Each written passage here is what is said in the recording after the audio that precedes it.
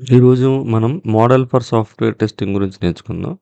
Testing అనేది ఒక intuitive process అని అనుకుంటూ ఉంటారు. కానీ టెస్టింగ్ అనేది ఇంట్యూటివ్ ప్రాసెస్ కాదు. ఒక ప్లాన్డ్ వేలో జరగాల్సిన ప్రాసెస్ అనమాట. ఈ టెస్ట్ ఎగ్జిక్యూషన్ ప్రాసెస్ అనేది ఒక ప్లాన్డ్ వేలో నడిస్తేనే సాఫ్ట్‌వేర్ టెస్టింగ్ కరెక్ట్‌గా నడుస్తదనమాట.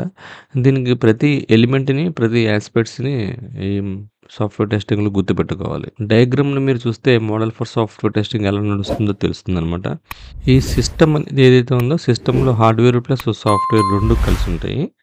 ఇదంతటిని కలిపి సాఫ్ట్‌వేర్ అండ్ ఇట్స్ మోడల్ అంటారు. ఇదంతటిని కలిసి ఆహ్, ఈ పార్ట్ అంతా కూడా సాఫ్ట్‌వేర్ అండ్ సాఫ్ట్‌వేర్ మోడల్ అంటారు. సాఫ్ట్‌వేర్ దేని మీద నడుస్తది? హార్డ్‌వేర్ కాంపోనెంట్స్ మీదే మనం ఓఎస్ రన్ చేస్తే ఓఎస్ దగ్గర సాఫ్ట్‌వేర్స్ ఇన్‌స్టాల్ చేస్తాం. కాబట్టి హార్డ్‌వేర్ ప్లస్ సాఫ్ట్‌వేర్‌ని కలిపితేనే మనం దీనంటిని సాఫ్ట్‌వేర్ మోడల్ అని అనొచ్చనమాట.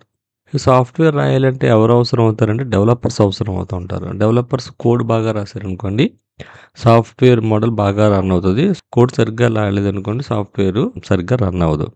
కాబట్టి టెస్టబిలిటీ అనేది మేజర్ ఇష్యూ అనమాట. సాఫ్ట్‌వేర్ కరెక్ట్‌గా రన్ అవ్వాలంటే. ఓకే. వన్స్ ఒకసారి సాఫ్ట్‌వేర్‌ని రాసిన తర్వాత టెస్టర్స్ డ్యూటీ ఏంటంటే టెస్ట్ చేయడం. సో, టెస్ట్ చేసేటప్పుడు టెస్టర్స్ కొన్ని స్ట్రాటజీస్‌ని ఫాలో అవుతారు. కొన్ని యాక్టివిటీస్‌ని ఫాలో అవుతూ ఉంటారు. సో, టెస్టరు యాక్టివిటీస్‌ని, స్ట్రాటజీస్‌ని ఫాలో అవ్వడాన్ని దాన్నేమంటారంటే టెస్టింగ్ మెథడాలజీ అంటారు. అంటే వాట్ టైప్ ఆఫ్ యాక్టివిటీస్‌ని you are following, what type of strategies you are following అనేది డిసైడ్ చేసేది టెస్టింగ్ మెథడాలజీ అనమాట. సో, టెస్టింగ్ మెథడాలజీలో మెయిన్ ఇంపార్టెంట్ పాయింట్స్ ఏంటి అంటే software and software model as well as the bug model and the tester is very important.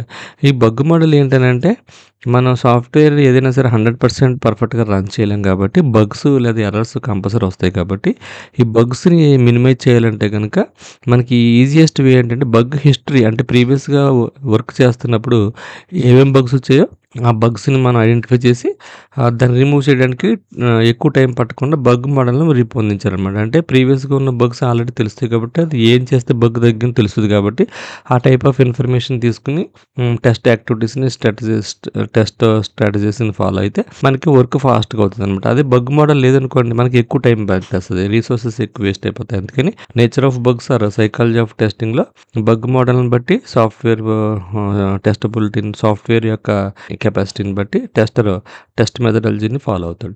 Test methodology అయిపోయిన తర్వాత testing process ఎగ్జిక్యూషన్‌కి టెస్ట్ టూల్స్ ఆటోమేటిక్ టూల్స్ అయితే అవనివ్వండి, మాన్యువల్ టూల్స్ అయితే అవనివ్వండి, ఏది అవసరమైతే ఆ టూల్స్‌ని యూజ్ చేసుకొని అతను వెరిఫై చేసుకుంటాడు. ఎక్స్‌పెక్టెడ్ రిజల్ట్స్ మన రిక్వైర్మెంట్ రిజల్ట్స్‌కి మీట్ అయిపోతే పర్ఫెక్ట్‌గా ఉన్నట్టు. అదర్‌వైజ్ మళ్ళీ వెనక్కెళ్ళి సాఫ్ట్‌వేర్‌ని ఎడిట్ చేసుకొని, టెస్టర్ మళ్ళీ అది కరెక్ట్‌గా చేసాడో లేదో చూసుకొని, బగ్ మోడల్‌ని కూడా చూసుకొని, మళ్ళీ టెస్ట్ మెథడాలజీ ఫాలో అవుతారు.